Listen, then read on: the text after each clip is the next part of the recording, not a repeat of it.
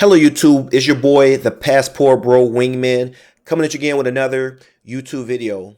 First off, I just want to say Happy New Year's to you all.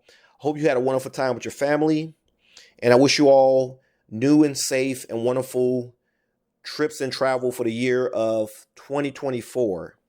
So let's get into it. I want to start you off with a new video for the year. And as you see for the title of this video, the video is called How Passport Bros Will Be Impacted by the 2024 Elections. And over these past couple weeks, as I was just spending time with family and doing lots of talking, I just kind of thought about a compare and contrast between how travel and being a passport bro was under the Trump administration versus how it has been now going on 3 years under the Biden administration, and what potentially may happen as we go into these new elections and even afterwards. I just want to give you some compare and contrast. And I know that a lot of my subscribers, I know some of you are, Republicans, some of you are Democrats, some of you are in between. So this is not really like I'm not trying to sway you either way. The point of this video is just to kind of talk about the potential impacts that are going to happen regardless of whether Biden or Trump gets into office. And I just want to bring these things to your attention to just show you how and why I believe that we all should be somewhat invested in the elections for this year. And I just want to go in detail a little bit about that and kind of give you my whole spiel and theory about everything. So that being said, I got like a few things. I got like a little small list I just wanted to kind of talk about. First things first, let's talk about how these elections are going to impact the U.S. dollar and how this would impact passport bros. Okay, so I had a short before and I talked about how, for example, when you go to Thailand or you go to Brazil or you go to Colombia, how much more bang for your buck you get when you go to these countries. Now, I don't know if you noticed, but I do some trading, in my free time as well. Things like futures, forex. I look at some stocks and that kind of thing. And so anyway, as far as like the forex market, when you look at the U.S. dollar versus like the Colombian dollar, what you will notice is that under when we were under the Trump administration, for the most part, we were on a steady incline going up. To be fair, initially it was slow, but it started to take it off. It started going up. And under the Biden administration, for about like the first 2 years, it did really well. But if you notice the last couple years, it's been dropping. It's been steadily dropping. When we were a few years ago, as we were inclining, we went all the way up for the first time. The U.S. dollar versus the Colombian peso, you would get 5,000 Colombian pesos for just $1. I had never seen it. I've been to Colombia several times. I'm in the double digits.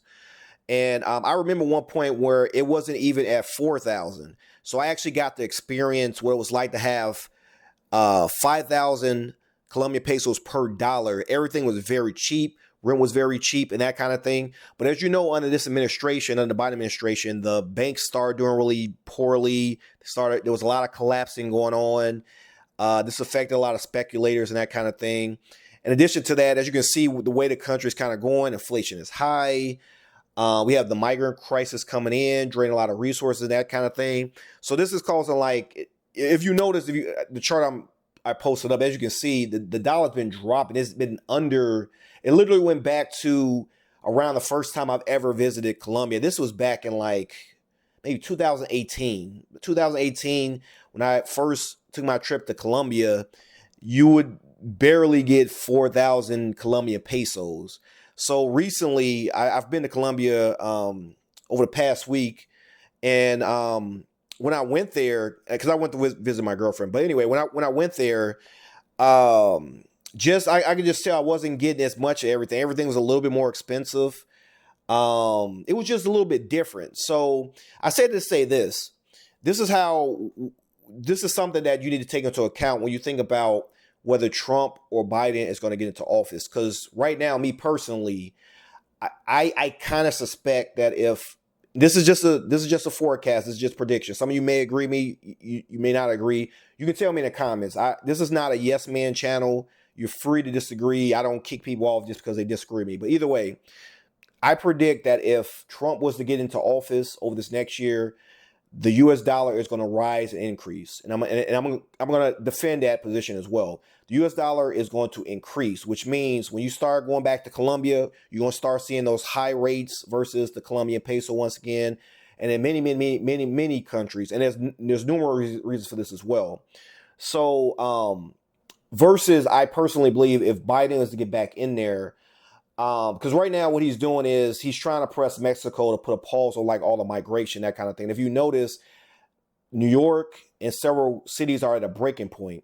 What I think he's going to do right now, he's going to pause it because he sees it as unpopular. But if he was to get back in there, it's going to be let the gates open once again, and it's going to get. And all I see is because this is what the Mexico president has said when they had talks. He said he wants to get it to a point where you pretty much legitimize the legal immigration, because he sees that a lot of Mexican immigrants that come to the United States, they send money back to Mexico, which fuels their economy. And all that's going to happen is Biden gets back in there. I'm not saying he's going to go 100% to what the Mexican president wants to do, but he's going to do something similar to that with the other countries, which means what? There's going to be more U.S. dollars circulating through all these other countries, which means what? Your U.S. dollar is gonna go down. It may even, like I said before, when we hit the highest level ever of 5,000 Colombian pesos to one U.S. dollar, I could easily see it dropping to the lowest level I ever seen it before. Like when I went back, like I said before, I used to get about 3,700 the first time I went. I could easily see it drop down to about 3,000 pesos per dollar. And not just in Colombia, but this is just going to be in several different countries, which is going to be terrible, in my personal opinion, for passport bros in general, which means you're going to have to get your money up if you want to start traveling. And basically what I'm saying is it won't be as comfortable as it used to be. We'll still be living well, but it won't be like it used to be. Now, this is just speculation. I'm not saying that's what Biden's going to do. But because one thing he did do, and I'll give credit where credit is due.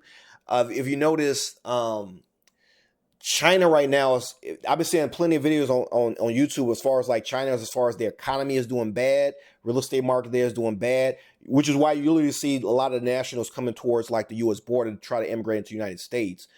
And one of the reasons for that, they say, is because, we do like a lot of our production is coming from there. But since then, he's kind of migrated a lot of that production towards Mexico. And I believe this is due to, for the most part, to try to weaken China, because you see they've been rising up against us with things like BRICS and that kind of thing. So I'm not saying that our dollar will drop if Biden gets in there. It's possible that he may listen to his advisors and, they may still tweak things in our favor. But either way, I'm predicting that overall, as far as the dollar, as far as our stretch of using the dollar in other countries, I just suspect it'll do better under Trump, but I could be wrong. I don't know. This is just something I'm just speculating, because you still got like the war going on and that kind of thing. We don't know what's going to happen if Trump gets in there, how things are going to be handled.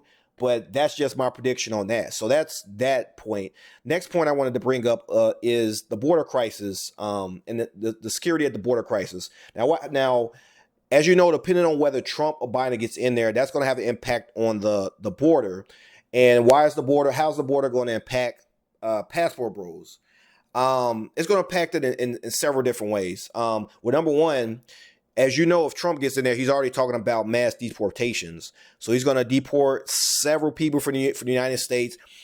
He wants to do mass deportation, but let's just say like people push back. He's not able to do that. Just think about this. A lot of people he's going to start deporting. What's going to happen to these people? They're going to start going back to their countries. And what is that going to do for a lot of the economies there? Seeing that when they come back, they're not going to have jobs and that kind of thing. And if people are leaving the United States because if people are leaving to the United States because there's not that many jobs and that kind of thing there, when they go back to their country, what's going to happen there? It's going to cause a surplus of workers there. In many of these countries, as I've stated in some of my other videos, there's already a lot of like poverty and the job markets are not that well. So that's going to cause, to some degree, inflation in these countries, which means what? Their dollars are going to kind of weaken against the U.S. dollar. That's one thing. The other thing is, that's one of the biggest things you got to think about. It's gonna to some degree our dollar will be strengthened because a lot of these countries are going to start experiencing inflation, and not only that, to some degree, if you think about it, as I said before in the past, a lot of times things like feminism, you need strong financial backing behind it. And that being said, when you get these large deportations in these other countries, that's going to cause lots and lots of competition, which means what? There's going to be fewer jobs there, and what's that going to cause? That's going to a lot of times in like war times and when things get hard. What a lot of the women tend to do? They tend to fall back into their natural role, and they want to start looking for for the men to take care of them, for men to provide for them, that kind of thing. That being said, because I don't know if you noticed this, but to some degree, when you, especially like in Colombia and maybe even parts like Brazil and some of these other countries, there's been like a flood of like U.S. tourists and tourists coming to these countries, and to some degree, in my opinion, put it this way, you can see that in my personal opinion, it's not as far as like you start to see a little bit more pushback. Like for example, the Ulster Holloman situation, you start to see a little bit more women pushing back and that kind of thing. I don't know if you noticed that like Brazil was trying to like for the most part clean up the image, and they're trying to improve things there. But just imagine if an influx of deported people start flooding their country. What I'm saying is I personally think that the data market is going to be a lot better because there's going to be less money flowing around. Because think about it, if you notice the U.S. border, you mostly see like adult males. I don't know if you noticed that. And what are these adult males doing? They're going there. They're sending money back to these countries, right? And let's be honest, some of these men are single males, which means what? They're going to come to the country. They're going to get their money up. They're going to be flying back, and they're going to be competing with you once again in these countries. Remember before, it was a little more difficult for them to do that because to some degree they don't really have the kind of capital that you have, so they couldn't really compete. But now with them having influx, for example, usually a few weeks back when I went to like I was hanging out with a friend, he took me to like a club. In a club, I saw not only a ton of tourists, but I saw a lot of, in my opinion, more the local men there than usual. Of course, it's their place; they should be there. But it was just, put it this way, it was like spots I usually go to. I usually don't see a lot of it, and I saw much more of it. And here's the thing. I'm not against. Obviously, it's their country. They should enjoy the fruits of it and that kind of thing. So I'm not against that. But what I am saying is that I can see how the influx of a lot of the people coming to this country has affected like the data market and the clubs, and even for the guys who participate in like pay for play, that kind of thing. I actually see how all that has kind of shifted a little bit. For example, in Medellin, some of the women there have gotten very, I'm not going to say bossy, but it's like a little bit more demanding and a little bit, you put it this way, you start to run into more women who are a little bit more hardened versus before you didn't really see that. So that's one thing. So I don't want to keep this video too long, so I'm going to jump to like my next point, but that's one thing. Next thing you're going to see is with all these deportations, now remember, some of these people who have been now going on in this country, especially over these past couple months, if Trump gets in there, he won't get in there till January 2025, which means what?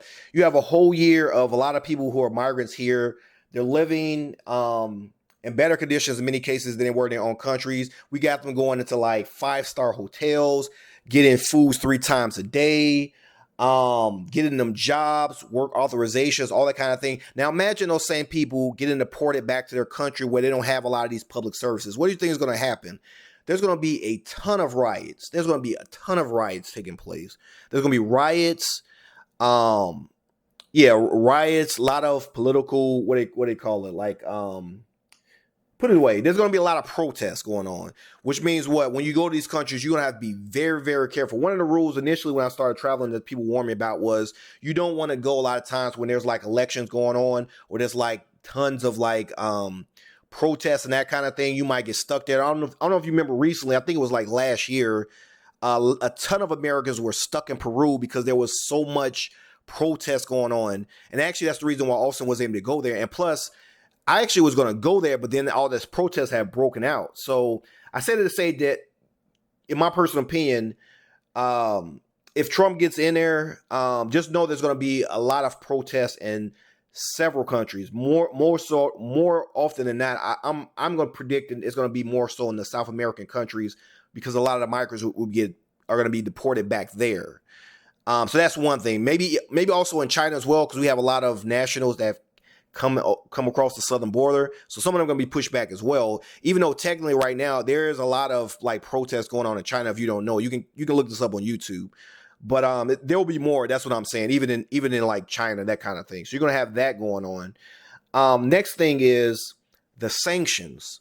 As you know, right now, one of the terms that Mexico told Joe Biden was, if you want us to kind of slow the migration, then we want you to ease sanctions on Cuba and Venezuela.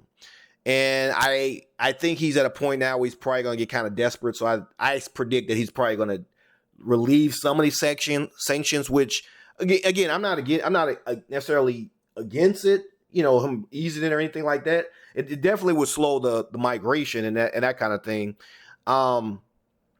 But I don't know what Trump's stance is going to be on that, because if you remember, Obama had lifted a lot of sanctions on Cuba. In fact, we actually were able to go and go to Cuba as like a you were able to go there for tourism. But then when Trump got in there, he kind of reversed everything, and you only can go under like certain conditions. So I would predict that if Biden was able to get in there again, more than likely the sanctions are going to be lifted on Cuba, and that's probably going to be a new hotspot for the passport bros. You probably can travel there, and now you don't have to go into these categories. You can just go there for that. As far as Venezuela, I suspect it will improve a little bit, some of the conditions there, so there will be some people going back. But just to be honest with you, I think some of the Venezuelans, because Biden gave them that, I forgot the name of it. It's like he gave it to where I forgot the condition he gave some of them that are in the United States where they can't be deported. I think all he's going to do is he's going to try to give them amnesty. They're going to stay here, and many of them are not going to want to return back to their country, even if you lift the sanctions. That's not going to happen. If they're not going to go back there, they're probably going to go to like another South American country. I just think that for the most part, they don't really trust it. It's not very stable. You just had this incident where there's I believe they said like a UK fleet or shuttle nearby or something. So there's like little borderline war going on there. So I think because of that, it doesn't really matter if Biden or Trump is in there. I just think a lot of them are not going to want to stay there for the most part. So a lot of them are going to try to stay here. If Trump gets in there and deport them, they're not going to go back to Venezuela. I think a lot of them, once they hit Venezuela, they're probably just going to go to some of these other countries as well. So I don't think, if anything, the sanctions only really matter if Biden gets in there. But if Trump gets in there, put it away. It would just make things harder to get into like Cuba if you are a passport bro that likes going to like Cuba, that kind of thing. That's like the only thing I can really see as far as that. Next up is I don't know if you saw recently, Brazil made a new visa requirement in which they were saying that in order to get into Brazil, and I got this I was watching one master teacher's video. Pretty much they were saying that now in order to go to Brazil, you got to have at least, I think it was like $2,000, $3,000 sitting in your account. Which for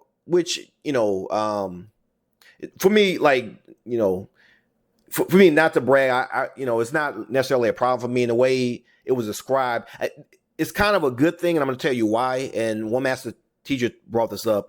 It'll kind of get rid of I hate to say this, but like the passport pookies things, that kind of thing. If you notice in certain countries, specifically like the Dominican Republic, you got a lot of guys that just, there was a guy, unfortunately, that he pretty much put together as much money as he could. He visited the Dominican Republic, and I guess he spent so much money on like the chicas there that he didn't have any money to get back. He missed his flight. He had to be online begging for money so he can fly back.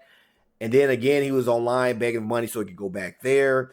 And what I'm saying is there's a lot of that going on in the DR because it's so close and the plane tickets are so cheap. But the thing about Brazil with them making this new requirement, it's going to get rid of a lot of that element. And I have nothing against that guy or men of that stature, because at one point, Most people don't know this. I used to be like a teacher at one point, and I didn't have that much money. So if I continued in that career, who knows? I probably would have been similar situation, that kind of thing. But thank God I moved on to bigger and better things. I'm in the IT field. You know, I bring in more money. I bring in actually a lot more money. It has allowed me the passport bro lifestyle where I can travel to, you know, several countries. You know, I've been, like I said, been to Thailand, been to Brazil, I've been to Germany. You know, it has allowed me to really travel the world. But either way, to get back to my point, um, it kind of will in the end kind of, what's the word?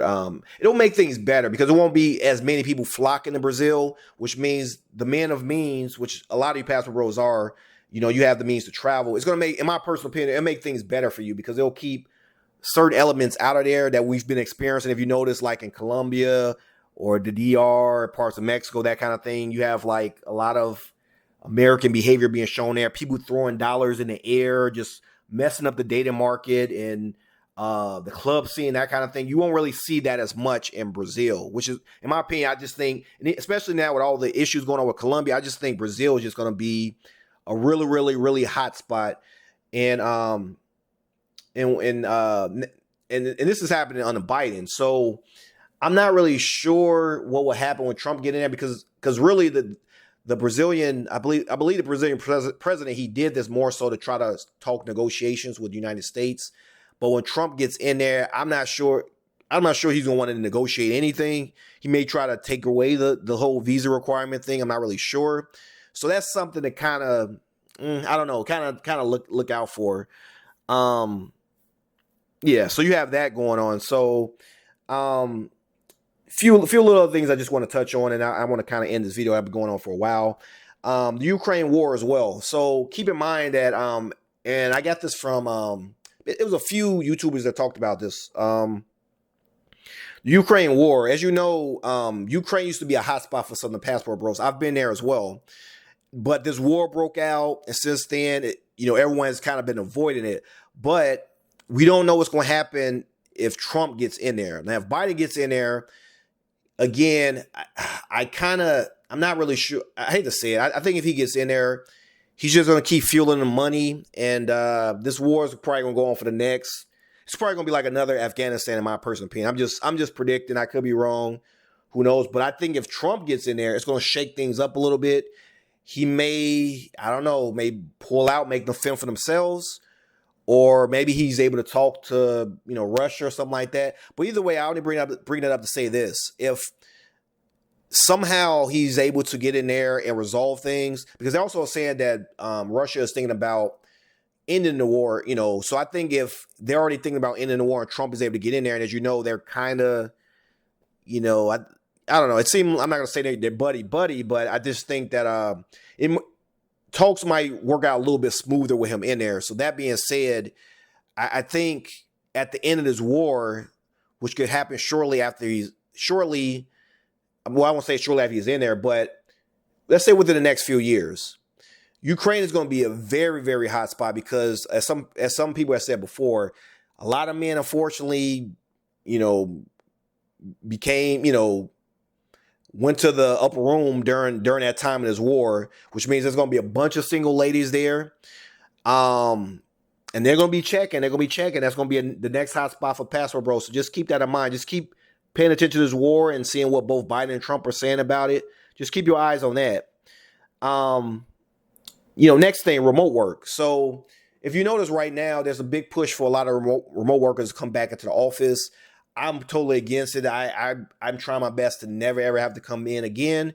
But as you know, with partially the migrants coming in there, I think another reason they're doing this as well is because they're trying to put pressure on American workers to take some of these jobs. They're trying to make things very much more competitive, which means they're trying to make it in favor of the employer versus the employee. And a lot of employers, they want the people to come back into the office. So I think under Biden, what you're going to see, unfortunately, is there probably going to be less remote work available because things are going to get so competitive. But under Trump, with the deportations, and a lot of times Republicans, they tend to be like pro-business. I just think that in my personal opinion, because if you remember when Trump got into office and there was a lot of deportations, a lot of those jobs went to a lot of the black people and a lot of Americans in general. So I think what's going to happen is when you get all these deportations and in a lot of these like H1B1 visas, that kind of stuff, a lot of those jobs, especially like remote work jobs and that kind of stuff, are going to start going towards more Americans, which means I think there's going to be, in my personal opinion, I think there'll be more like remote work, especially with that, and then you got AI coming and that kind of thing.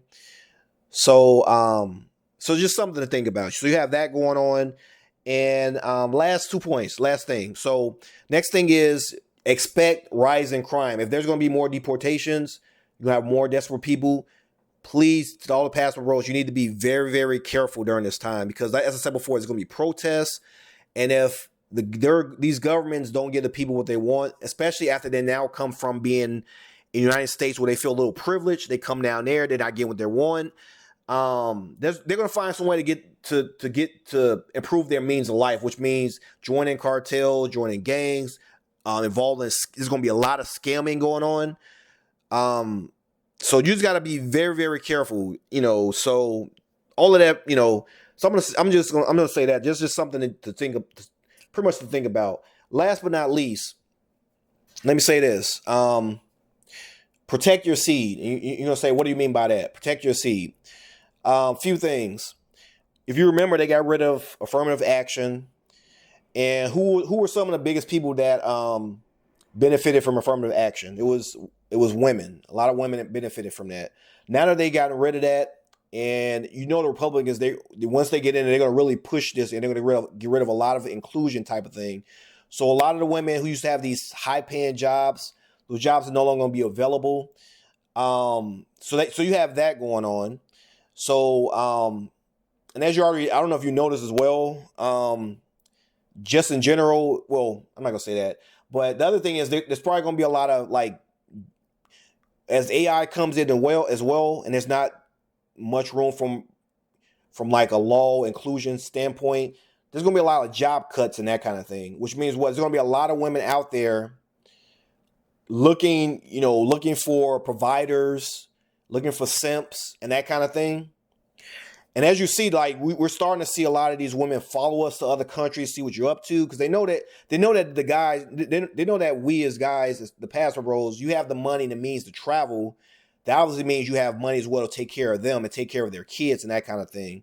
So you're going to see, I think, in my personal opinion, if I had to predict, I just think you're going to see more women talking about this soft girl era type of thing, and they're going to be reaching out to you. You're suddenly going to get texts from women that had spoken to you in like a few years. Not to mention when you go to these other countries, because one of the things that came up in the Republican debates was they were thinking about ending the birthright citizenship. And then that the guy, what's his name, like V. Swami? I forgot his name. But either way, he talked about getting rid of some of these visas as well. That being said, now that it'll be all these things are going to make it harder to get into the United States and become a citizen. So what's going to be one of the workarounds for a lot of women in general? There's going to be a lot of women who are illegal in the United States. They're going to be looking for you. Suddenly you're going to see women, a lot of women checking for you, trying to settle down with you, trying to see if you can marry them up. When you go to these other countries, since a lot of these women can't get the visas anymore, nor is it worth them trying to travel to U.S. border anymore, what they're going to do? You're going to see a lot of women pressing you. All of a sudden, I don't know. I just think it's going to be a huge shift in the dating market. You're going to suddenly get texts from women that weren't checking for you before, or they kind of blew you off. And also there's going to be a pool, plenty of pools of women in these other countries: Colombia, Brazil, Thailand, the Philippines, Vietnam. You're suddenly going to see a huge shift in the mentality. It's going to get very competitive for the women, which is going to be really, really good for us. So I'm going to end the video on that. But yeah, we just need to be, I think we just need to be heavily invested in watching what's going to go on with these new elections and the impact it's going to have on us. But, either way, we're going to win. We've been winning. I think it's going to continue our streak. We're going to continue our win streak. It's just a matter of, do you want it to be a win where you barely winning, or do you want it to be a slaughter where we just, we're killing them, we're up ahead by, 20 points or so. And we'll find out. We'll find out definitely this year, around the year of November. It's going to be a very, very interesting year. So on that note, please subscribe to my channel if you have not. Hit the thumbs up, hit the notification bell. And until next time, this is your boy, the Passport Bro Wingman, signing off. Dear Passport Boys, dear Passport Bros, stop calling yourself Passport Boys and Passport Bros. Are you going to the Philippines to look for a Filipina queen or what? So stop calling yourself Passport Boys and Passport Bros. Start calling yourself Passport Kings.